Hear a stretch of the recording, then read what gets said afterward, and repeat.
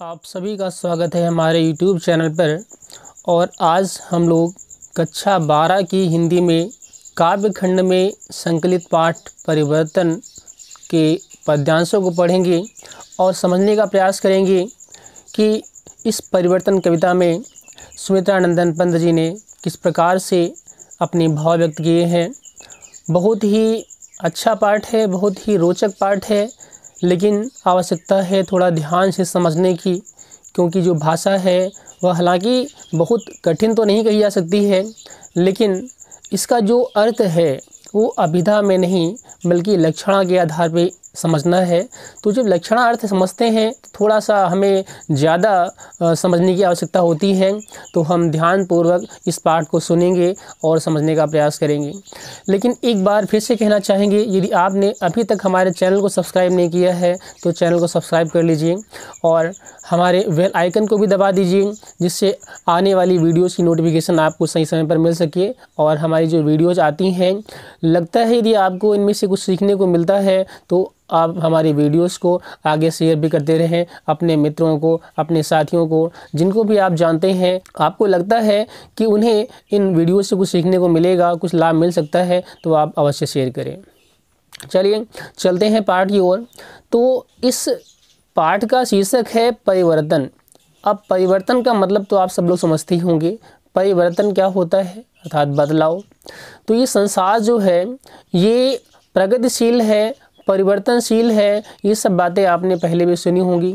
संसार में निरंतर परिवर्तन होता रहता है, कभी भी संसार में स्थिरता नहीं आती है। सूर्य, चंद्रमा, तारे, सब कुछ, पूरा संसार ही, पृथ्वी, चंद्रमा आप देख रहे हैं, सब कुछ गतिमान है, सब कुछ चल रहा है।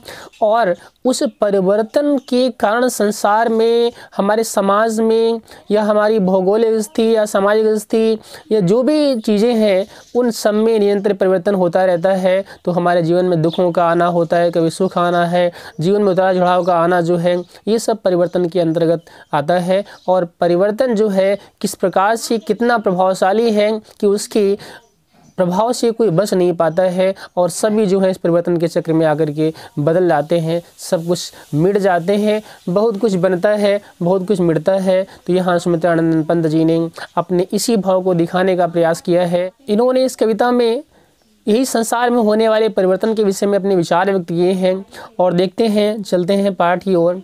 तो पाठ की पंक्तियाँ हैं, कहाँ आज वह पूर्ण पुरातन वह स्वर्ण का काल, भूतियों का दिगंत छवि जाल, ज्योत चुंबित जगती का भाल, राशि राशि विकसित वसुधा का वह यौवन विस्तार, स्वर की सुषमा जब साभार, धरा पर करती थी विशार, प्रसूनों के शाश्वत श्रृंगार, स्वर्ण भृंगों की गंध विहार, गूंज उठते थे बारंबार सृष्टि के प्रथमोद्गार, नग्न सुंदरता थी सुकुमार, रिद्धि और सिद्धि अपार, अरे विश्व का स्वर्ण स्वप्न, संस्कृति का प्रथम प्रभात, कहाँ वह सत्य वेद विख्यात, दुरित दुख दैन न थी जब जात, अपरिचित जरा मरण भ्रूपात। तो आइए हम इस पद की भाव को समझने का प्रयास करते हैं। तो ध्यानपूर्वक पूरी पंक्ति को देखें। यदि आपके पास पुस्तकें हैं तो पुस्तक को रख करके आप अगर पढ़ेंगे तो ज़्यादा अच्छा है, ज़्यादा अच्छा रहेगा, आपको अच्छी तरह समझ में आएगा। यदि पुस्तक नहीं भी है तब भी ध्यानपूर्वक शब्दों को समझने का प्रयास करें। तो पहली पंक्ति में कहा गया है, कहाँ आज वह पूर्ण पुरातन वह सुवर्ण का काल। तो आपने देखा सुमित्रा नंदन पंत जी जो हैं वह वर्तमान की स्थिति को देखकर बड़ा दुखी होते हैं, भावुक होते हैं और कहते हैं कि कहाँ आज वह पूर्ण पुरातन, वह पूर्ण और पुरातन, अर्थात वह पुरातन काल, वह प्राचीन काल जिस काल में क्या था, संपूर्णता थी, अर्थात वैभव था, सब खुशहाल थे, सब समृद्ध थे, इस समाज में संपूर्णता थी।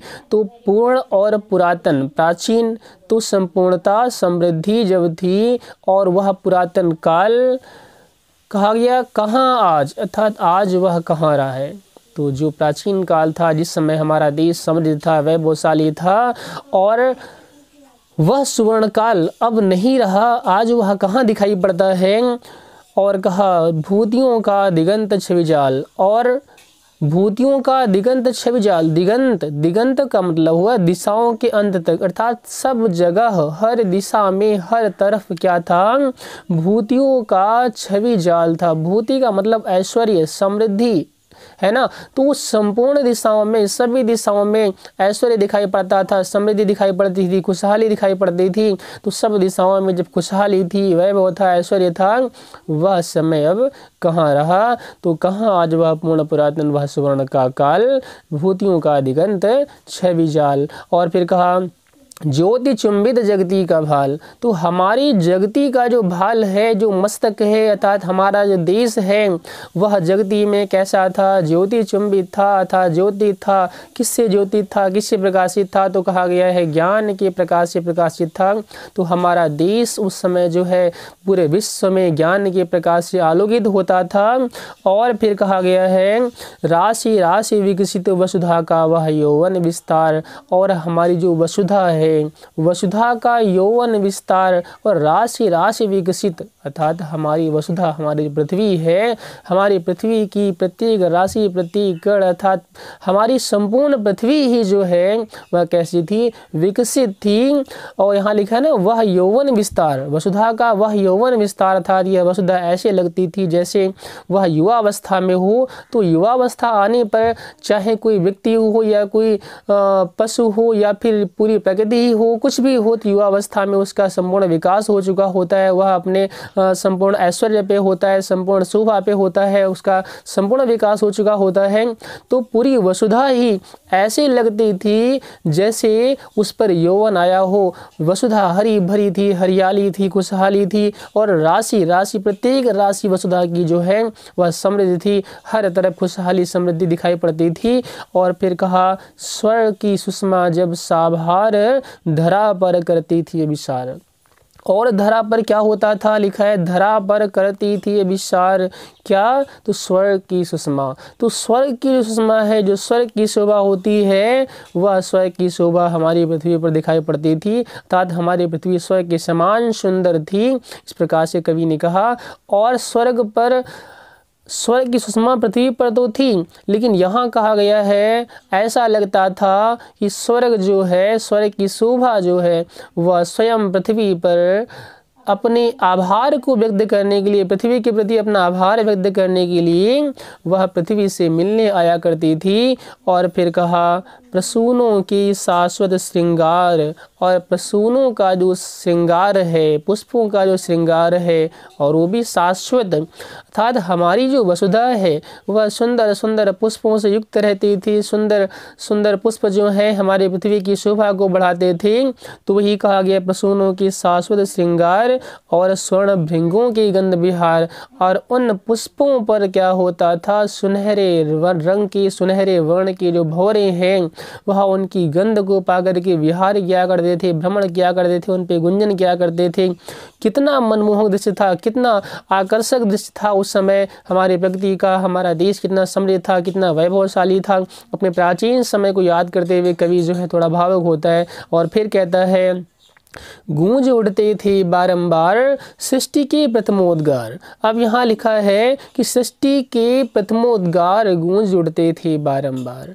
तो सृष्टि जैसे अपने प्रथम उद्गार व्यक्त कर रही हो, अर्थात जो भंवरे, जब उन पुष्पों पर भंवरे मंडराया करते थे, भंवरे गुंजन करते थे, तो उन भंवरों के गुंजन से ऐसा लगता था कि जैसे भंवरों के गुंजन के रूप में जो सृष्टि है वह क्या कर रही है, अपने प्रथम उद्गार को व्यक्त कर रही है, अपनी भावनाओं को प्रकट कर रही है। और नग्न सुंदरता थी सुकुमार। और हर तरफ हमारी पृथ्वी पर, हमारे देश में सुंदरता थी, वो भी कैसी, लिखा है नग्न थी। नग्न का मतलब हुआ कि उन्मुक्त, अर्थात स्वच्छंद, हर जगह सौंदर्य ही सौंदर्य दिखाई पड़ता था, तब कोई भी स्थान ऐसा नहीं था जहाँ पर सौंदर्य दिखाई ना पड़ता हो। तो इस प्रकार से नग्न सुंदरता थी सुकुमार, और रिद्धि और सिद्धि अपार, और हर प्रकार से खुशहाली थी, समृद्धि थी, अपार सुख समृद्धि थी, अपार रिद्धि सिद्धि हमारे देश में थी। हर व्यक्ति खुशहाल था, प्रकृति अपने वैभव पे, प्रकृति अपने यौवन से विस्तारित थी, अपने यौवन पे झूमती थी। पूरी प्रकृति का सौंदर्य वो भी सुंदर था, मनमोहक था। लोगों के अंदर भी कोई दुख नहीं था, कोई दीनता नहीं थी, कोई गरीबी नहीं थी, कोई दुखों से परिचित नहीं था। इस प्रकार से कवि अपने पुरातन समय को याद करता है और फिर आगे भी कहता है, अये विश्व का स्वर्ण स्वप्न संस्कृति का प्रथम प्रभात। सचमुच कहता है कि सचमुच अजय विश्व का स्वर्ण स्वप्न, सचमुच वह विश्व का स्वर्ण स्वप्न था, स्वर्णिम काल था और संस्कृति का प्रथम प्रभात, वह वास्तव में संस्कृति का इस संसार का क्या था, पहला प्रभात था, पहला सवेरा था। और सवेरा जब होता है तो आप जानते हैं सवेरा जो है, हर सवेरा जो है अपने साथ एक नया उत्साह, एक नई आशा, एक नई उमंग लेकर आता है। तो वैसे एक नई ताजगी लेकर आता है। तो वह जो समय था वो सुबह का समय था, संस्कृति का प्रभात था और उसमें हर तरफ खुशहाली थी, हर तरफ समृद्धि थी, हर तरफ संपन्नता थी, कोई दुखी नहीं था, कोई पीड़ित नहीं था। और कहा गया है, कहाँ वह सत्य वेद विख्यात। तो जिस सत्य की व्याख्या, जिस सत्य का वर्णन हमारे ऋषि मुनियों ने प्राचीन काल में किया था, आज वह सत्य कहाँ रहा है। और वेद विख्यात, कहाँ वह वेद विख्यात, अर्थात वह विख्यात जो वेद है, वह वेद का ज्ञान जो संसार को शिक्षा देने के लिए हुआ, जिससे पूरा संसार ज्ञान प्राप्त करता था, जीवन जीने की कला को सीखता था, जीवन में कैसे उन्नत होना है, कैसे समृद्ध होना है, जीवन खुशहाल कैसे होगा, जीवन का उद्देश्य आदि क्या होता है, ये सब शिक्षा हमारे वेदों में दी हुई है। तो हम उस वेद की शिक्षा को जब लिया करते थे तो कितने संपन्न थे। लेकिन आज वह विख्यात वेद भी कहाँ रहे, आज वह ज्ञान कहाँ दिखाई पड़ता है। अब देखिए कवि किस प्रकार से अपने पुराने समय को याद करता है और व्याकुल होता है। और फिर कहता है, दुरित दुख दैन्य न थी जब जात। कोई व्यक्ति दुख दीनता को जानता तक नहीं था, कोई दुरित को, पाप को, दुख और दीनता, गरीबी आदि किसी प्रकार से इन सब बातों से बिल्कुल व्यक्ति अपरिचित था, इन सब बातों से बिल्कुल अनभिज्ञ था, जानता नहीं था ये दुख क्या होता है, पाप करना क्या होता है, दीनता क्या होती है। किस प्रकार से अपने पुरातन समय याद करता है कवि और फिर भावुक होता है और कहता है, अपरिचित जरा मरण भ्रूपात। जरा अर्थात बुढ़ापा, वृद्धावस्था और मरण मृत्यु। और क्या लिखा है, भ्रूपात, भवों का असमय गिर जाना, असमय ही बालों का सफ़ेद हो जाना, अर्थात युवावस्था ही नहीं। अब वृद्धावस्था आने के पहले ही क्या होता है, ऐसा लगता है कि हमारे सारे बाल सफ़ेद हो जाते हैं, भवें गिर जाती हैं और लगता है कि बुढ़ापा आ गया है। तो यहाँ कहा गया वह समय था कि व्यक्ति जो है जरा से, मरण से और भ्रूपात आदि से बिल्कुल अपरिचित था, कोई दुरित नहीं था, कोई दीन नहीं था, कोई दुखी नहीं था, इन सब बातों से बिल्कुल लोग अपरिचित थे।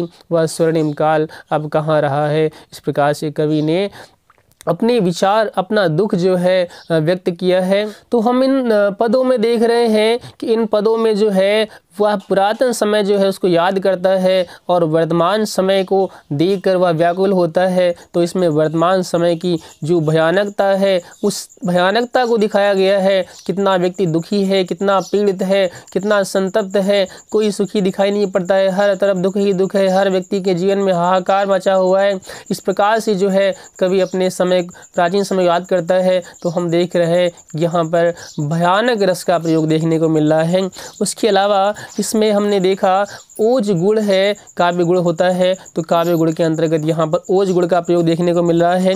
और छंद अगर हम कहें तो यहाँ पर स्वच्छंद छंद है, आप किसी भी लय में कैसे भी ढंग से आप इसको गा सकते हैं, छंद का कोई बंधन नहीं है। और अलंकारों की बात करें तो अनुप्रास, रूपक, पुनरुक्ति प्रकाश और मानवीकरण अलंकार का प्रयोग यहाँ देखने को मिलता है। लगभग यही अलंकार पूरे ही पाठ में प्रयुक्त हैं। और आगे देखते हैं, एक पंक्ति है मैथिली शरण गुप्त जी की। मैथिली शरण गुप्त जी ने अपने विचार व्यक्त किए थे। उन्होंने कहा था, हम कौन थे, क्या हो गए और क्या होंगे अभी, आओ विचारें आज मिलकर ये समस्याएं सभी। हम कौन थे, हम क्या थे, कौन थे और क्या हो गए। पहले हम क्या थे, कौन थे और अब हम कहाँ से कहाँ आ गए हैं, कैसे हो गए हैं, हमारे विचार, हमारी सोच कैसी हो गई है, हमारे जीवन का उद्देश्य क्या हो गया है और क्या होंगी अभी, और आगे पता नहीं कि अभी हम क्या होंगे, कैसे होंगे। हमारे विचारों में किस प्रकार से हमारे समाज में परिवर्तन आ रहा है, लोग कितने स्वार्थी होते जा रहे हैं। लोग अपने स्वार्थ के लिए ना ही तो प्रकृति का ध्यान रखते हैं, ना तो अपनी समाज का ध्यान रखते हैं। और आओ विचारें आज मिलकर, कवि कहता है कि आओ हम सब मिलकर के विचारें, हम सबको मिलकर विचारना होगा। ये जो समस्याएं हैं, इन समस्याओं का समाधान तो करना ही होगा। इसका विचार, इसका उपाय यही है कि हम सब मिलकर के इस विषय पर विचार करें, चिंतन करें, तब इस समस्या का समाधान हो सकता है। तो चलिए देखते हैं अगले पद को। अगले पद की पंक्तियां हैं, हाय ये सब मिथ्या बात, आज तो सौरभ का मधुमास, शिशिर में भरता सोनी सांस, वही मधु ऋतु की गुंजित डाल, झुकी थी जो यौवन के भार, अकिंचना में निज तत्काल, सिहर उठती जीवन है भार, आज पावस नद की उद्गार, काल की बनते चिन्ह कराल, प्रात का सोने का संसार, जला देती संध्या की ज्वाल, अखिल यौवन के रंग उभार, हड्डियों के हिलते कंकाल, कचों के चिकने काले व्याल, केंचुली कास शिवार, गूंजते हैं सबके दिन चार, सभी फिर हाहाकार। समझने का प्रयास करें।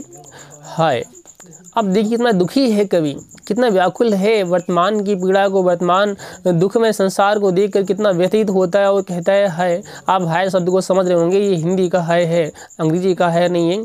कहा गया हाय अर्थात वह अफसोस व्यक्त करता है और कहता है सब मिथ्या बात, लगता है ये सब बातें जो प्राचीन काल में हमें सुनने को मिलती हैं, लगता है सब मिथ्या है, सब कल्पना है, सब झूठी थी, क्या वास्तव में था भी कि नहीं था। इस प्रकार से वो सोचता है और कहता है आज तो सौरभ का मधुमास, सौरभ का मधुमास, वही बसंत ऋतु, मधुमास मतलब बसंत का मास, बसंत का महीना, जिस समय पूरी प्रकृति आनंदित होती है, झूम रही होती है, पूरी प्रकृति अपनी संपूर्ण वैभव पर होती है, पुष्पों और हरे भरे पेड़ पौधों से पूरी पृथ्वी जो है सुसज्जित होती है। तो आज तो सौरभ का, जिस समय सौरभ सुगंधित वायु बह रही होती है मधुमास में, और आज वो कैसी लगती है, लिखा है शिशिर में भरता सोनी सांस, अर्थात ऐसा लगता है जैसे शिशिर ऋतु आ गई है, सर्दी आ गई है। और सर्दी ऋतु में क्या होता है, प्रकृति में सूनापन आ जाता है, पतझड़ सा हो जाता है और प्रकृति का सौंदर्य जो है उस समय दिखाई नहीं पड़ता है। तो यहाँ ऐसे कहा गया है आज तो सौरभ का मधुमास, शिशिर में भरता सोनी सांस, तो सोनी सांसें ले रहा है शिशिर ऋतु में, ऐसे लगता है सौरभ का महीना, बसंत का महीना। अर्थात वो बसंत में भी वो वैभव नहीं रहा है, क्योंकि अब पेड़ पौधे वनस्पतियाँ जो हुआ करती थी पहले, उनमें सौंदर्य था, पुष्प लदा करते थे, तो पूरी प्रकृति महक उठती थी, उनके पुष्पों की सुगंधों से पूरी पृथ्वी जो है आनंदित होती थी, झूमती थी, महक उठती थी, पूरा वातावरण सुवासित हो जाता था। लेकिन अब जो है वह मधुमास लगता ही नहीं है, लगता है कि शिशिर ऋतु का सूनापन प्रकृति में आ गया है। और फिर कहा है वही मधु ऋतु की गुंजित डाल, तो मधु ऋतु के आने पर जिन डालों पर, जिन पेड़ पौधों पर क्या होता था, पुष्प लदे होते थे, फूलों से डालियां लदी होती थी, और जिन पर भौरे गुंजन क्या करते थे, डाली जो गुंजित होती थी भौरों से, और झुकी थी जो यौवन की भार, जो अपने यौवन की भार से, अर्थात हरे भरे जब होते थे, पुष्पों की नई नई कलियां, पुष्प लदे होते थे, फल आते थे, तो उससे क्या होता था, तो लिखा है जो झुक जाती थी डालियां, जो अपने यौवन की भार से टहनियां झुक जाया करती थीं, आज लिखा है अकिंचना में निज तत्काल, लेकिन आज वह निज अपनी अकिंचना में, अर्थात जिसके पास कुछ नहीं बचा है, ऐसा लगता है कि उनमें कोई सौंदर्य नहीं बचा है, उनमें उनके पास भी कुछ नहीं बचा, आज वो भी अकिंचन है, उनके पास कुछ सौंदर्य देने के लिए नहीं, पृथ्वी की शोभा को सजाने के लिए उनके पास भी सौंदर्य नहीं बचा है। तो आज वो खुद जो है अकिंचन सी हो गई हैं, और वह अकिंचन में वो क्या है, लिखा है कि सिहर उठती जीवन है भार, आज वो भी सिहर रही हैं, आज वो भी कांप सी रही होती हैं, ऐसा लगता है कि वो भी दुखी हैं, और आज उनका अपना अस्तित्व बचाना भी, उनका जीवन भी उनके लिए भार हो गया है, उनका अस्तित्व बच पाना भी उनके लिए क्या हो गया है, भार हो गया है, मुश्किल हो गया है, अब संकट आ गया है उनके अपने अस्तित्व पे। तो हम देख रहे हैं वर्तमान में जिस प्रकार से अंधाधुंध पेड़ों का कटाव हो रहा है, प्रकृति की जो शोभा है वो क्षीण होती जा रही है। अब जब हम प्रकृति से दूर होंगे, प्रकृति में जब शोभा नहीं होगी, तो हम कैसे सुखी रहेंगे। तो चलिए अगली पंक्ति में कवि ने कहा, आज पावस नद की उद्गार। अब पावस नद कहा गया, पावस का मतलब वर्षा ऋतु होता है, और पावस में जो नद है, नदियां हैं, उनकी उद्गार दिखाए गए हैं। वर्षा ऋतु आने पर नदियों में क्या होता है आप जानते हैं। आज वर्षा ऋतु आती है तो अचानक बाढ़ आ जाती है, झाड़ जंगाड़ लेकर कितना कुछ जो है नदियाँ आज आ जाती हैं और कितनी भीषण तबाही मचा देती हैं। और फिर कहा गया, काल की बनते चिन्ह कराल। और जब वर्षा ऋतु समाप्त हो जाती है तो अपनी काल की, अपनी समय की कराल चिन्ह छोड़ जाती। कितनी झाड़ झंखाड़ कचरा आदि छोड़ जाते हैं जिनकी सफाई के लिए हमें बहुत प्रयास करना पड़ता है। तो आज कितना समय बदल गया है, कितना परिवर्तन हो गया है। वह स्वर्णिम युग, वह स्वर्णिम सुषमा जो हमारी पृथ्वी पर हुआ करती थी, आज वह दिखाई नहीं पड़ती है। और फिर कवि कहता है कि प्रातः का सोने का संसार, वह समय को याद करता है, परिवर्तन को याद करता है और कहता है, दुखी होता है कि प्रातःकाल होता है तो कितना सुनहरा वातावरण होता है, कितना सौंदर्य होता है प्रकृति में। तो प्रातः का जो सुनहरा समय होता है, सोने का संसार होता है, जला देती संध्या की ज्वाल। लेकिन कुछ ही समय बाद क्या होता है, यह सूर्य का जो प्रचंड प्रकाश है, या सूर्य का प्रकाश न कह के परिवर्तन जो है वह क्या करता है, उस प्रातः काल के सुनहरे समय को नष्ट कर देता है। वह उनकी ज्वालाओं, जो सूर्य की ज्वालाएं हैं, वह प्रातः काल के स्वर्णिम काल को जो है जला के भस्म कर देती हैं। अर्थात परिवर्तन जो है वह सब कुछ बदल देता है। और कहा, अखिल यौवन के रंग उभार। और जब हमारी जीवन में अखिल यौवन आता है, संपूर्ण युवा अवस्था पर जब हम होते हैं, तो हमारे अंग प्रत्यंग, हमारा पूरा सौंदर्य जो है वो संपूर्ण विकास पर होता है। तो कहा, अखिल यौवन की रंग उभार, हड्डियों के हिलते कंकाल। और कुछ ही समय के बाद क्या होता है, परिवर्तन के कारण हड्डियों के हिलते कंकाल। वही स्तन जो यौवन में हरे भरे थे, जो बलिष्ठ थे, जो बड़े सुंदर दिखते थे, वही बुढ़ापे में कुछ अवस्था के बाद हड्डियों के हिलते हुए कंकाल के समान प्रतीत होते हैं। और कचों के चिकने काले बाल। और कच अर्थात जो हमारे बाल होते हैं, जो चिकने और काले काले व्याल अर्थात सर्प। तो काले सर्पों के समान जो हमारे चिकने सुंदर बाल होते हैं, वह कैसे हो जाते हैं। लिखा हुआ है, केचुली कांस शिवार। ऐसा लगता है जैसे व्याल ने, सर्प ने अपनी केचुल छोड़ दी हो, अर्थात वो भद्दे से रूखे से हो जाते हैं। जैसे कांस एक घास होती है, उस कांस घास की समान शोभाहीन भद्दे हो जाते हैं, सफ़ेद हो जाते हैं। और सिवाई एक शिवार, एक गाय, जिसे हम काई कहते हैं, एक जलीय घास होती है। तो उस काई के समान जो है वह बिल्कुल भद्दे से हो जाते हैं, बिल्कुल उलझे वैसे प्रतीत होते हैं। ऐसा कवि कह रहा है, ये परिवर्तन का प्रभाव है। तो परिवर्तन से कोई बच नहीं पाता है। परिवर्तन के चक्र में फंस करके जो युवा है, जो सौंदर्य है, सब कुछ नष्ट हो जाता है। और गूंजते हैं सबके दिन चार, सभी फिर हाहाकार। और कहा, सबके दिन चार गूंजते हैं। था जीवन में कुछ ही दिन के लिए सुख आता है, 4 दिन की चांदनी, फिर अंधेरी रात। अर्थात 2-4 दिन का जीवन में सुख संपन्नता से भरा समय आता है, वैभव का समय आता है। लेकिन वह जो है स्थिर नहीं रहता है, रुकता नहीं है। कुछ ही समय के बाद क्या होता है, वह सब चला जाता है और सभी फिर हाहाकार। अर्थात हमारा जीवन जो है वो हाहाकार में हो जाता है, दुखमय हो जाता है, करुणा से, चिंताओं से ग्रस्त हो जाता है। और इस प्रकार से हम पर किस प्रकार से प्रभाव पड़ता है परिवर्तन का। और यह परिवर्तन जो है हमारे जीवन के सुख, वैभव, संपन्नता आदि को अपने साथ लिया चला जाता है। तो इस प्रकार से कवि ने जो है इन पदों में अपने इस परिवर्तन से दुखी होकर के भाव व्यक्त किए हैं। और फिर देखते हैं इस पद में, देखिए अगर तो भयानक रस है। ये भयानक क्या है, ये भयानक बस परिवर्तन है। कवि ने परिवर्तन को बड़ा भयानक बताया है। ये जो भयानक परिवर्तन है, ये सब कुछ को ले आता है अपने साथ। और कहा है कि आज बचपन का कोमल गात, जरा का पीला पात, 4 दिन सुखद चांदनी रात, और फिर अंधकार अज्ञात। शिशिर साझर नयनों का नीर, झुलस देता गालों के फूल, प्रणय का चुंबन छोड़ अधीर, अधर जाते अधरों को भूल, मृदुल होठों का हिमजल हास, उड़ा जाता निश्वास समीर, घेर लेते घन घिर गंभीर शून्य सांसों का विधुर वियोग, छुड़ाता अधर मधुर संयोग, मिलन के पल केवल दो चार, विरह के कल्प अपार। तो कवि ने कहा आज बचपन का कोमल गात, ध्यानपूर्वक समझना है।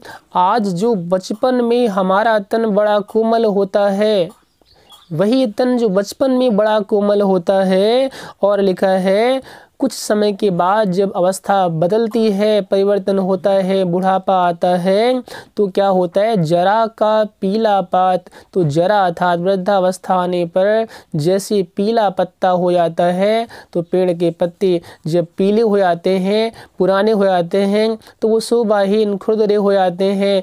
वैसे ही जो है, जो कोमल तन हमारा बचपन में होता है, कुछ समय के बाद वो बिल्कुल शोभाहीन और भद्दे हो जाते हैं। बुढ़ापा आने पर तो ये परिवर्तन है वह सब कुछ अपने साथ ले आता है। और फिर कहा 4 दिन सुखद चांदनी रात, हमारे जीवन में सुख की चांदनी जो है वो 4 दिन की आती है। कुछ समय के लिए जीवन में सुख आता है, लेकिन बिल्कुल रुकता नहीं है, कहा गया है। और फिर अंधकार अज्ञात, परिवर्तन के साथ, समय के साथ सब क्या होता है, फिर परिवर्तन होता है, और फिर जीवन अंधकारमय हो जाता है।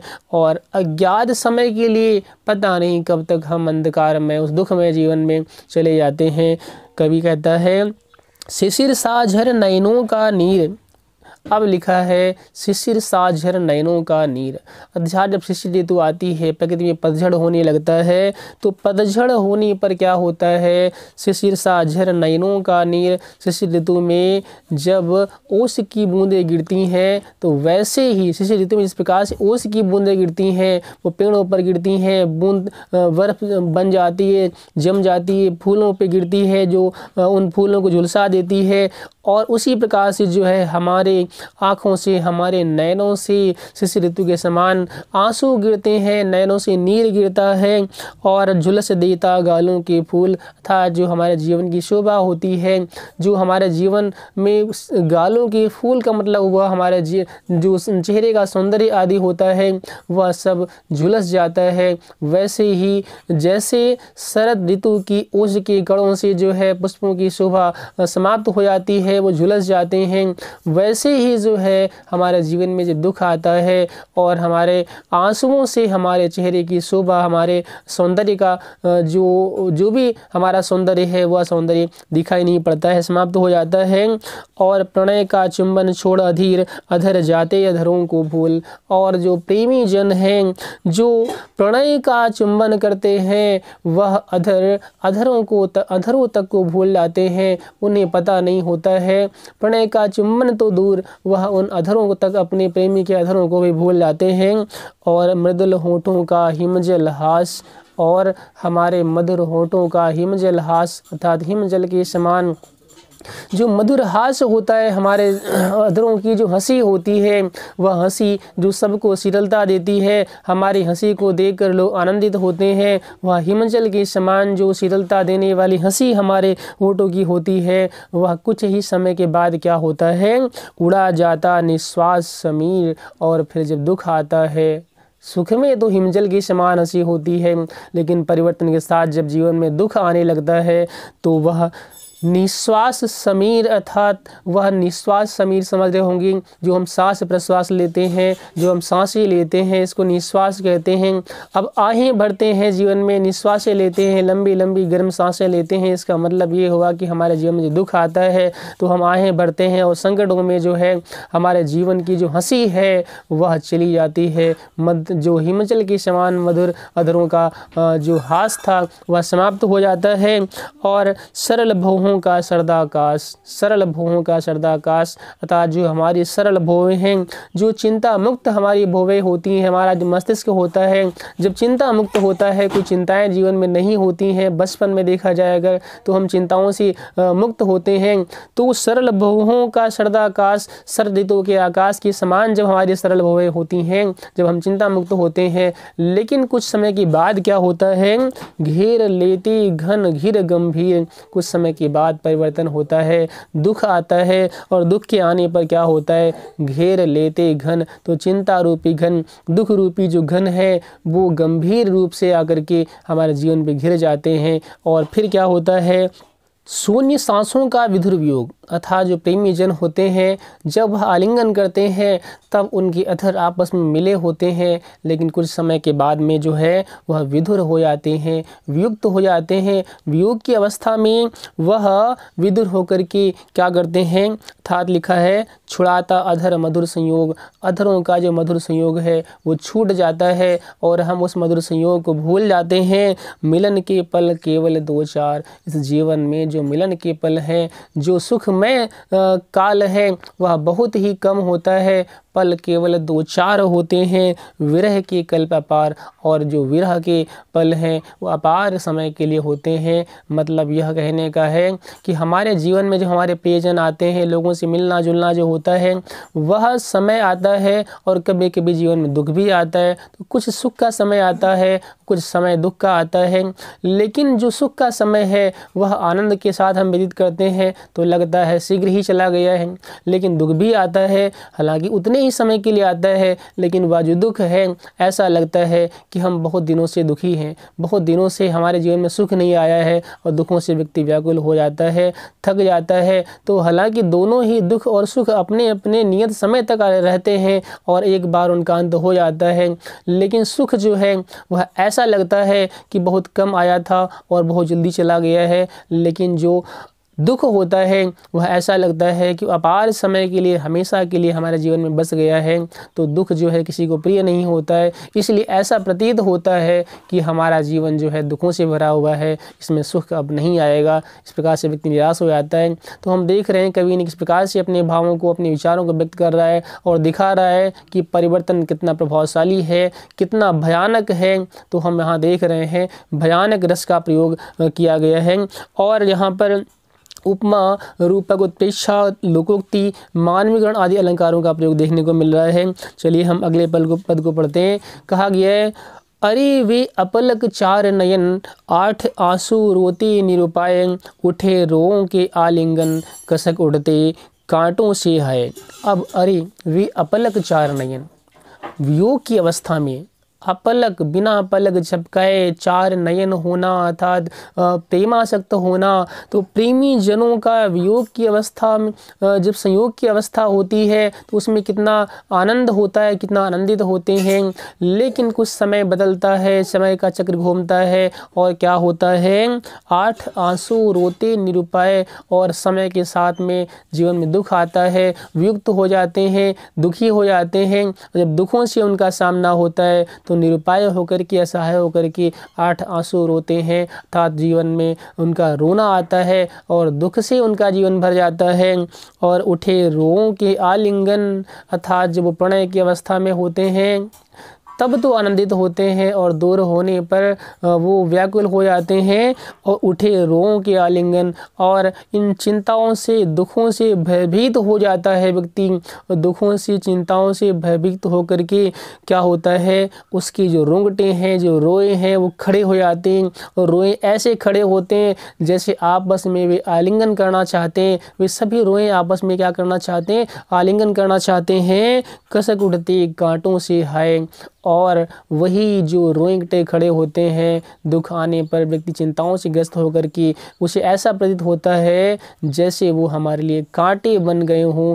है वो रोंगटे हमारे लिए क्या बन गए हैं, कांटे बन गए हैं। इस प्रकार से वह आलिंगन का भी समय जो है अब कुछ समय के बाद दुखमय हो जाता है। वही आलिंगन से खड़े होने वाले जो रोंगटे थे वो अब कैसे लगते हैं, कांटों से प्रेरित होते हैं, चुभते हैं, पीड़ा देते हैं। चलिए आगे पद को देखते हैं। कहा गया है, किसी को सोने के सुख साज, मिल गया यदि ऋण भी कुछ आज, चुका लेता दुख कल ही ब्याज, काल को नहीं किसी की इलाज।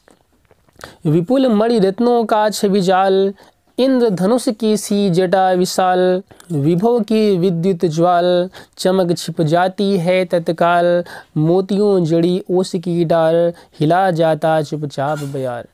तो हम देख रहे हैं किसी को सोने के सुख साज, कवि ने कहा यदि किसी को सोने के सुख साज मिल भी जाते हैं, मतलब यह है कि यदि किसी व्यक्ति के जीवन में कभी सुख, कभी ऐश्वर्य, कभी समृद्धि, सुख समृद्धि, अगर ऐश्वर्य आदि मिल भी जाते हैं तो लिखा है मिल गया यदि ऋण भी कुछ आज। तो वह जो मिलता है ना, वो जीवन में सुख आता है, वह कैसा लिखा हुआ है, मिल गया यदि ऋण भी कुछ आज। ये समझिए कि वो ऋण के रूप में मिला है, कर्ज के रूप में मिला है, और चुका लेता दुख कल ही ब्याज।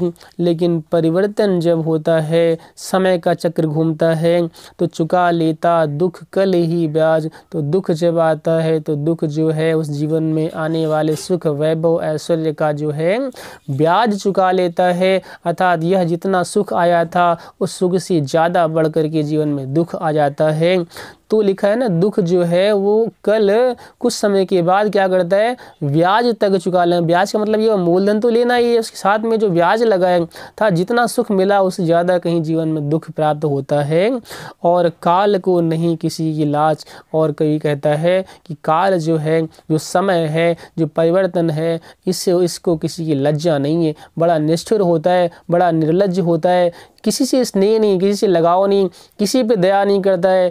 कैसा है वो, बड़ा ही निर्लज्ज है। और फिर कहा विपुल मणि रत्नों का छविजाल, इंद्रधनुष की सी जटा विशाल। अब विपुल मणि रत्नों का छविजाल, अर्थात हमारे जीवन में जो विपुल मणि रत्न आदि आते हैं, मणि रत्नों का मतलब ये है कि ऐश्वर्य, वैभव, संपन्नता जो आती है, जो मणि रत्न की समान शोभित हैं, जो उनकी छवि हमारे जीवन में जब आती तो है, लेकिन इंद्रधनुष की जटा विशाल, लेकिन वह विशाल इंद्रधनुष की सी जटा होती है। तो आपने देखा है इंद्रधनुष जो होता है वो कई रंगों का सप्तरंगी होता है, बड़ा सुंदर मनमोहक होता है, लेकिन वो रहता कितनी देर है, वो तो अस्थिर होता है, स्थिर नहीं होता है, अस्थिर होता है, और कुछ समय के बाद वह समाप्त हो जाता है, गायब हो जाता है। तो ऐसे ही विपुल मणि रत्नों का छविजाल हमारे जीवन में आता तो है, ऐश्वर्य आता तो है, लेकिन वह स्थिर नहीं होता है। कुछ समय के बाद इन धनुष की विशाल जटा के समान जो बड़ा सुंदर होता है, वैसे ही जो है ऐश्वर्य अपने आप समाप्त हो जाता है। और फिर कहा विभो की विद्युत ज्वाल, विभो की विद्युत ज्वाल। अब विभो अर्थात वैभव, संपन्नता, ऐश्वर्य, और वह भी कैसा, विद्युत ज्वाल। जैसे विद्युत ज्वाल होती है, आकाश में बिजली की चमक होती है, तो जैसे बिजली की चमक होती है, तो वैसे ही हमारे जीवन में विभो की भी चमक आती है, ऐश्वर्य की चमक आती है, और चमक छिप जाती है तत्काल, लेकिन वह चमक रुकती नहीं है। अब बिजली कितनी देर चमकती है, आप देखते हैं, चमकती है और तुरंत उसका प्रकाश लुप्त हो जाता है। तो वैसे ही जो है जीवन में ऐश्वर्य की जो चमक आती है वह तत्काल ही छुप जाती है। और फिर कहा मोतियों जड़ी ओस की डार, हिला जाता चुपचाप बयार। मोतियों जड़ी ओस की डार, तो जीवन में हमारे जो सुख, वैभव, संपन्नता, ऐश्वर्य आदि आते हैं, वो कैसे लिखा, उसके लिए कवि ने कहा है कि मोतियों जड़ी ओस की डार। जैसे ओस की बूंदें, जो ओस की बूंदें जब पेड़ पौधों पर पड़ी होती हैं तो ऐसे लगती हैं जैसे वो मोती हों, तो मोती के समान सुंदर दिखने वाली ओस की बूंदें जैसे होती हैं तो बड़ी आकर्षक होती हैं, मन को मोहती हैं। लेकिन हिला जाता चुपचाप बयार, एक बयार का झोंका आता है, हवा का झोंका आता है, और वो सारी ओस की बूंदें जो हैं नष्ट हो जाती हैं, हिल जाती हैं, समाप्त हो जाती हैं। तो ऐसे ही हमारे जीवन में ऐश्वर्य, सुख, वैभव, संपन्नता आती है, और फिर एक हवा का झोंका, दुख रूपी हवा का झोंका आता है, और वो सारी ऐश्वर्य, समृद्धि सब नष्ट हो जाते हैं, सब चले जाते हैं, और फिर से जीवन जो है वो दुखों से भर जाता है। तो इस पद में कवि ने जो है दुख सुख का जो चक्र है, इस चक्र को समझाने का प्रयास किया है कि जीवन में दुख सुख का जो क्रम है वो निरंतर गतिमान रहता है, निरंतर चलता रहता है। और अब हम देखते हैं अगले पद को। तो अगले पद में कहा गया है खोलता इधर जन्म लोचन, मूर्ति उधर मृत्यु क्षण क्षण, अभी उत्सव और हास हुलास, अभी अवसाद अश्रु उच्छ्वास, अश्रिता देख जगत की आप, शून्य भरता समीर निश्वास, डालता पातों पर चुपचाप, ओस की आंसू नीला आकाश, छिसक उड़ता समुद्र का मन, सिहर उड़ते उडुगन। ध्यान से समझने का प्रयास करें। खोलता इधर जन्म लोचन। अब यहाँ कवि कह रहा है कि किस प्रकार से परिवर्तन संसार में हो रहा है। उसने इस परिवर्तन के चक्र को, समय के चक्र को, सुख दुख के चक्र को समझाने का प्रयास किया है। वो कह रहा है खोलता इधर जन्म लोचन। एक तरफ देख रहे होते हैं बच्चा जन्म ले रहा है, लोचन खोल रहा है, संसार को देखने के लिए आ रहा है, तो खोलता इधर जन्म लोचन। एक तरफ इधर जो है क्या हो रहा है, एक व्यक्ति जन्म ले रहा है, बच्चा जन्म ले रहा है, अपनी लोचन खोल रहा है, और उधर क्या हो रहा है, मूंदती उधर मृत्यु क्षण क्षण। और उधर एक तरफ क्या हो रहा है, क्षण क्षण जो है आंखें मूंद रही है, मृत्यु जो है वो लोगों की आंखों को बंद कर रही है। तो एक तरफ व्यक्ति जन्म ले रहा है, आंखें खोल रहा है, और दूसरी तरफ क्या हो रहा है, मृत्यु हो रही है, आंखें बंद हो रही हैं। ये क्या है, यही तो क्रम है, सुख दुख का क्रम है, जीवन का चक्र है, समय का चक्र है, यही तो परिवर्तन की गति है। और फिर कहा अभी उत्सव और हास उल्लास अभी हमारे जीवन में दिखाई पड़ता है कभी कि अभी हम उत्सव मना रहे हैं, खुश हैं, आनंदित हैं, हास उल्लास हमारे जीवन में है। और फिर लिखा है अभी कुछ समय के बाद क्या होता है, अभी अवसाद अश्रु उच्छ्वास, और फिर कुछ समय के बाद अवसाद आ जाता है, दुख आ जाता है, और हम आंसुओं से भर जाते हैं, आंखों में आंसू भरे रहते हैं, और उच्छ्वास अर्थात समझ रहे हैं ना, आहें भरते हैं और दुखों से जीवन व्यतीत करने लगते हैं। और अचिरता देख जगत की आप शून्य भरता समीर निश्वास। अब यहाँ लिखा है कि अचिरता देख जगत की आप शून्य भरता, शून्य था जो आकाश है वह शून्य क्या करता है, अचिरता देख जगत की, इस संसार की क्षण भंगुरता को देख करके, अचिरता को देख करके, क्योंकि संसार जो है चिरस्थायी नहीं है, हमेशा स्थिर रहने वाला नहीं है, ये तो क्षण भंगुर है। तो संसार की जो क्षण भंगुरता है उसको देख करके ये शून्य क्या करता है, शून्य भरता समीर निश्वास, वह भी आहें भरता है, समीर के रूप में, वायु के रूप में आहें भरता है। और फिर कहा डालता पातों पर चुपचाप ओस के आंसू नीला आकाश। और जो ये आकाश है, नीला आकाश है, वह भी क्या करता है, इस संसार के दुख को देख करके, इस संसार की अचिरता को देख करके, क्षण भंगुरता को देख करके डालता पातों पर चुपचाप, और पत्तों पर चुपचाप क्या करता है, करुणा से भर करके पत्तों पर लिखा है ओस के आंसू। वह इन पत्तों पर जो आंसू डालता है, जो ओस की बूंदें डालता है, उसे कभी ऐसे कह रहा है कि संसार की जो क्षण भंगुरता है उससे दुखी होकर के, व्याकुल होकर के जो नीला आकाश है वह इन पत्तों पर अपने ओस के आंसुओं को डालता है, तथा वह भी दुखी होता है और रोता है। और छिसक उठता समुद्र का मन, कवि ने कहा कि संसार की नश्वरता, क्षण भंगुरता को देख करके जो समुद्र आदि है ना, वह समुद्र भी जो है छिसक उठते हैं, कंपित होने लगते हैं। और सिहर उठते उडुगन, उडुगन था जो तारे हैं, तारागण जो हैं वह भी सिहर उठते हैं, वह भी कंपित होने लगते हैं। किस प्रकार से ये परिवर्तन जो है सब कुछ बदल देता है। इस परिवर्तन की स्थिरता से बड़ा ही भयभीत है कवि, और इस भाव को व्यक्त करता है कि परिवर्तन जो है वो सब कुछ को बदल देता है, कुछ भी संसार में स्थिर नहीं है, सब कुछ क्षणभंगुर है। इसीलिए व्यक्ति को भी चाहिए कि वह किस प्रकार से व्यवहार करे, इन सब बातों को ध्यान रखे, और इन सब बातों का ध्यान करते हुए उसे आपस में, समाज में, लोक में व्यवहार करना चाहिए। तो आइए देखते हैं अगले पद को। कहा गया है अहे निष्ठुर परिवर्तन, तुम्हारा ही तांडव नर्तन, विश्व का करुण विवर्तन, तुम्हारा ही नैनोन्मीलन, निखिल उत्थान पतन। अहे वासुकी सहस्रफन, लक्ष्य अलक्षित चरण तुम्हारे चिन्ह निरंतर छोड़ रहे हैं। जग के विक्षित वक्षस्थल पर सत सत फेनोच्छ्वसित स्फीत पूतकार भयंकर, घुमा रहे हैं घनाकार जगती का अंबर। मृत्यु तुम्हारा गरल दंत, कंचुक कल्पांतर, अखिल विश्व ही विवर, वक्र कुंडल दिग्मंडल। तो कवि कह रहा है कि अहे निष्ठुर परिवर्तन। अब उस परिवर्तन को जो है कवि कहता है बड़ा निष्ठुर है, परिवर्तन बड़ा निष्ठुर है। निष्ठुर वह होता है जिसे किसी से स्नेह नहीं है, किसी से लगाव नहीं, किसी के भले और बुरे का जो सोचता नहीं है, जो केवल अपनी ही मस्ती में अपने अनुसार कार्य करता है। अब यहाँ कहा गया जो परिवर्तन है उसे किसी से लगाव नहीं होता है, किसी को क्षमा नहीं करता, वो है क्या लिखा है, अहे निष्ठुर परिवर्तन, अर्थात परिवर्तन, तुम बड़े निष्ठुर हो। कहा गया तुम्हारा ही तांडव नर्तन। ये संसार में जो परिवर्तन हो रहा है, संसार में जो दुख आदि आते हैं, सुख दुख सुख का आना है, संसार में गरीबी अमीरी का आना है, ये सब क्या है? ये सब तुम्हारा ही तांडव नर्तन। ये सब तुम्हारा तांडव है, ये तुम्हारा ही तांडव नृत्य है।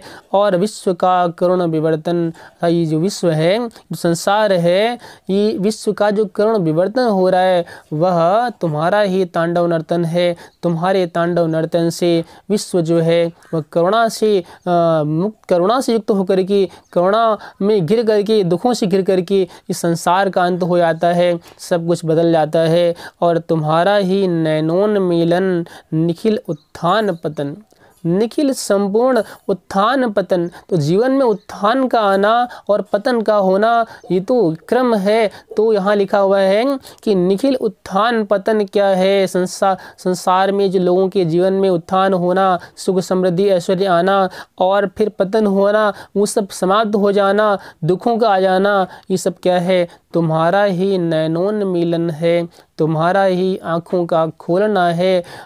फिर कहा कि अहे वासुकी सहस्रफन, अहे वासुकी सहस्रफन। अब कवि ने इस परिवर्तन को क्या कहा है? सहस्रफन वाला वासुकी। कहा कि आप सहस्रफन वाले वासुकी हैं। परिवर्तन को कवि ने सहस्रफन वाला वासुकी कहा है। और कहा लक्ष्य अलक्षित चरण तुम्हारे चिन्ह निरंतर। अब आप जानते हैं जो सर्प होता है उसके जो चरण होते हैं, जो पैर होते हैं, वो कैसे होते हैं? अब पैर दिखाई तो नहीं पड़ते हैं क्योंकि पैर होते नहीं हैं। अब यहाँ लक्ष्य अलक्षित ऐसा कहा है कि ऐसा नहीं है, तुम्हारे चरण हैं लेकिन वो दिखाई नहीं पड़ते हैं। सर्प के पैर दिखाई नहीं पड़ते हैं लेकिन वो चलता तो है, इसका मतलब कुछ तो होता है। तो यहाँ कवि ने वही बात कही है, लक्ष्य अलक्षित चरण तुम्हारे। लक्ष्य मतलब लाखों हैं, चरण तुम्हारे लाखों हैं, लेकिन लक्ष्य हैं लेकिन अलक्षित हैं, जो लक्षित नहीं हो रहे, दिखाई नहीं पड़ रहे। तो लाखों अलक्षित होने वाले तुम्हारे जो चरण हैं वह निरंतर छोड़ रहे हैं जग के विक्षत वक्षस्थल पर। यह जो जग है, इस जग पर, इस जग के वक्षस्थल पर, इस संसार में तुम्हारे अलक्षित होने वाले लाखों चरण जो हैं वो पड़ रहे हैं। वह संसार पे तुम्हारे चरण, तुम्हारे पदचिन्ह जो हैं वो दिखाई पड़ रहे हैं। और सत सत फेनोच्छ्वसित, आप समझ रहे होंगे, सत सत फेनोच्छ्वसित। अब जब सांप फुसकार मारता है तो फेना जो है उसके मुख से उच्छ्वसित होता है। तो सैकड़ों सैकड़ों फेना से उच्छ्वसित स्फीत फुतकार भयंकर, भयंकर तो जो तुम्हारी फुतकार है, जो तुम्हारी फुसकार है, घुमा रहे हैं घनाकार जगती का अंबर। तो ये जो अंबर है, ये जो जगती है, ये सब घूम रहा है। जगती जो है वो घूम रही है। आकाश में बादल आते हैं, तो जैसे बादल आकाश में आते हैं, वो बादल क्या हैं? ये आकाश में सब, ये प्रकृति कैसे घूम रही है? तो कवि ने यहाँ कहा है कि ये सब तुम्हारा ही तो प्रभाव है, ये तुम्हारी फुसकार है, तुम्हारी ही ये जो फेनोच्छ्वसित है, अर्थात तुम्हारा जो फुसकार से निकलने वाला फेना है, उस फेना, वह जो फेना है वह संपूर्ण ब्रह्मांड को अपने घेरे में लिए हुए है और संसार को, जगती को, इस अंबर को निरंतर घुमा रही है। और मृत्यु तुम्हारा गरल दंत, संसार में लोगों का मृत्यु होना क्या है? वो तुम्हारा गरल दंत है, विष दंत है।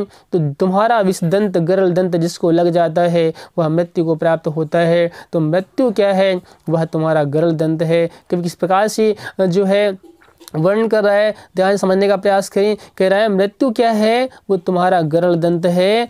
कंचुक कल्पांतर, और जो प्रलय होना, नई सृष्टि का निर्माण होना, जो कल्पांतर होना, कल्प अंतर होना, संसार की दोबारा से सृष्टि होना, संसार का दोबारा बनना, ये कल्पांतर है। और ये कल्पांतर क्या है? लिखा है कंचुक छोड़ना, केचुल छोड़ना। अर्थात आप जो है अपनी जब केचुल छोड़ते हैं तो ये संसार में कल्पांतर होता है, सृष्टि में प्रलय होकर सृष्टि का दोबारा निर्माण होता है। और अखिल विश्व ही विवर, और आप जिस विवर में रहते हैं, विवर का मतलब बिल, अर्थात आपका जो बिल है वो क्या है? अखिल विश्व ही विवर, ये संपूर्ण विश्व, संपूर्ण ब्रह्मांड तुम्हारा विवर है। अर्थात आप जो है संपूर्ण ब्रह्मांड में रहते हैं। और वक्र कुंडल दिगमंडल, और पूरा जो दिगमंडल है दिशा रूपी मंडल है। अब दिशा मंडल का मतलब हुआ कि जहाँ तक दिशाएं हैं वहाँ तक, मतलब संपूर्ण क्षेत्र में हर जगह या संपूर्ण में सब जगह क्या लिखा है, वक्र कुंडल दिगमंडल। तो दिगमंडल जो है वह संपूर्ण दिशाएं जो है वो तुम्हारी वक्र कुंडली है, अर्थात आप सब दिशाओं में अपनी वक्र कुंडली, गोलाकार कुंडली मारकर आप इसमें विराजमान है, और संपूर्ण विश्व ही तुम्हारा विवर है, ये बिल है, आप उसमें रह रहे हैं, तो आपकी प्रभाव से भला कोई कैसे बच सकता है। इस प्रकार से यहाँ कवि ने जो है इस परिवर्तन के, इस भयानक परिवर्तन की तुलना समानता की है वासुकी से, जो सहस्र फन वाला है, जिसके अलक्षित चरण है लेकिन लक्षों है, लाखों है, जो संसार को जो है घुमा रहे हैं, संसार को बदल रहा है, संसार जो है उससे व्याकुल होता है, उसी की कहने से, उसी के कार्यों से जो है, उसी की इच्छा संसार में उत्थान पतन सुख दुख का आना होता है। इस प्रकार से कवि ने जो है कई उपमान देते हुए यहाँ पर परिवर्तन को और परिवर्तन के प्रभाव को दिखाने का प्रयास किया है। हमने देखा यहाँ पर कवि ने परिवर्तन की उपमा जो है वासुकी से दी है, और वासुकी से परिवर्तन की उपमा देकर के संसार के भयानक दृश्य को, इस परिवर्तन के भयानक दृश्य को समझाने का प्रयास किया है। इसके अलावा एक बार देखते हैं हम पाठ की जो भाषा आदि पर एक बार बात अंत में और कर लेते हैं। तो हम देख रहे हैं इस पाठ में जो है संस्कृत निष्ठ खड़ी बोली का प्रयोग किया गया है, जिसे शुद्ध खड़ी बोली भी हम कहते हैं।